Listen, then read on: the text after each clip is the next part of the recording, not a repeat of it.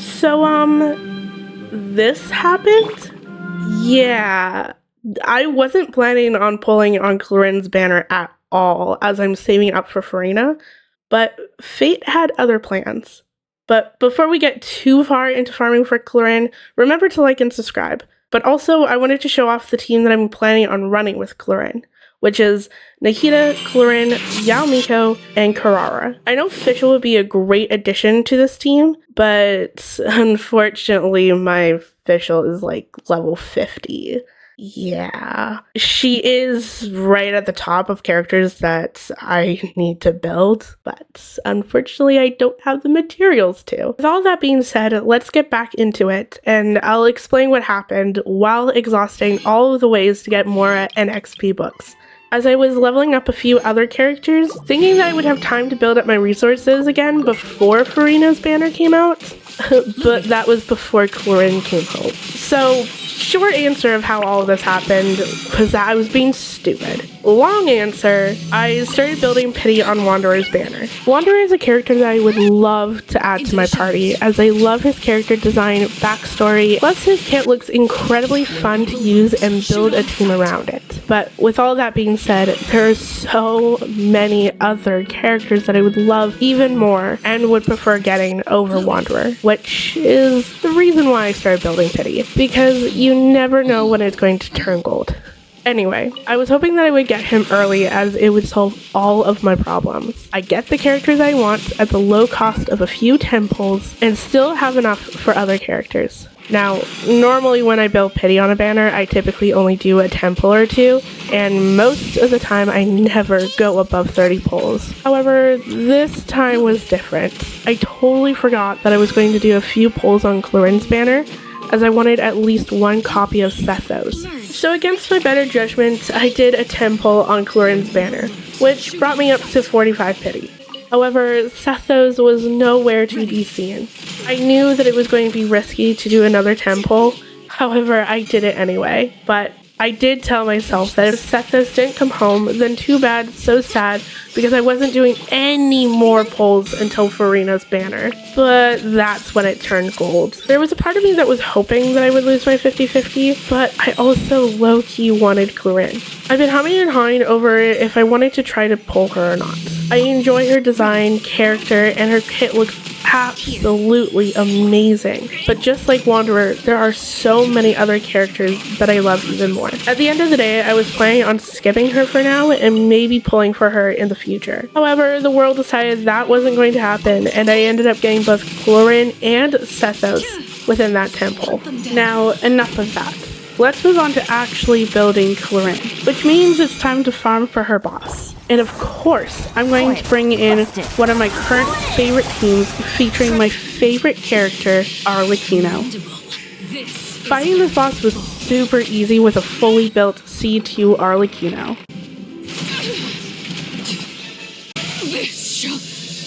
This is just my... Let's not talk about it. In all seriousness, most of the fight was actually quick and easy, but enough of that. Let's go ascend her. I was able to get her up to level 80 before realizing that I had ran out of the starfish. So I'm just going to collect some real quick. And oh my god, did Clorinde's passive come in handy for this. I've basically memorized where all of the starfish were located on the shores, as I walked this path many times to gather the starfish for Nouvellette. However, I've never had the patience to find the starfish underwater. But with Clorinde's passive, I was able to make quick work of finding some of the starfish. Now with everything being done, I can ascend her past level 80. And then I'm just going to get her to level 81 so that I know all of her ascensions have been done. Now onto the weapon. I had no idea what weapon I wanted to give her, as every good weapon I have was being used by other characters. Typically when I'm building characters, I don't give them stuff that other characters are holding, as I don't want to have to keep swapping their equipment around.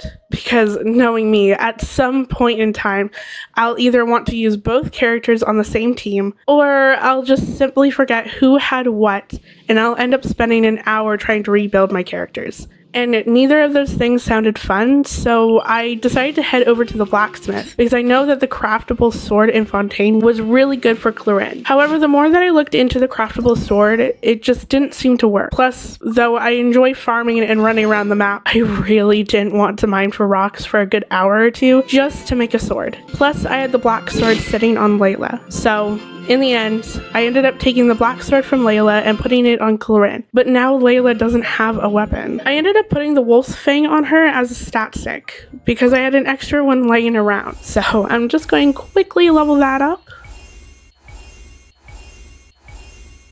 And that is my fully built Layla.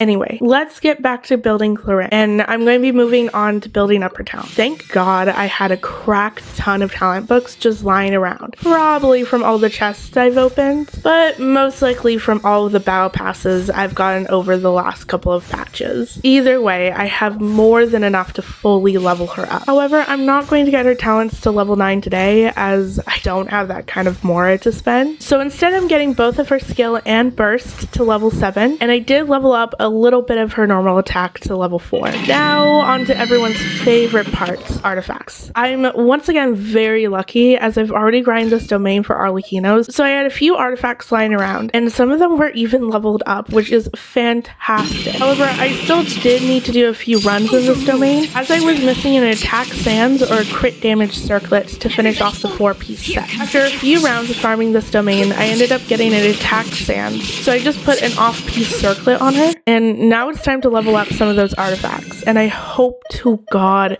that these roll good because I don't have any other options, so I'm basically stuck with them. And let me say, this world is so cruel sometimes because I kept getting defense and HP stats to the point where I had to switch out one of my feathers for another one, which mind you still had a hell of a lot of defense, but somehow still better? Like, what the hell? However, the world isn't always cruel, as I did get some good rolls, like getting 21% crit damage on my goblet. And here's my semi-built Clorinde. In the future, I will definitely go back and finish leveling up her talents and getting her some better artifacts, but this is the best that I could do for now. Though I did have some issues with getting more NXP book, I still had a lot of the leveling up material lying around, which definitely made this 10 times easier to build her. I'm really impressed that I was able to get her up to this point. If you enjoyed this video, don't forget to like and subscribe for more content. So until next time, see ya.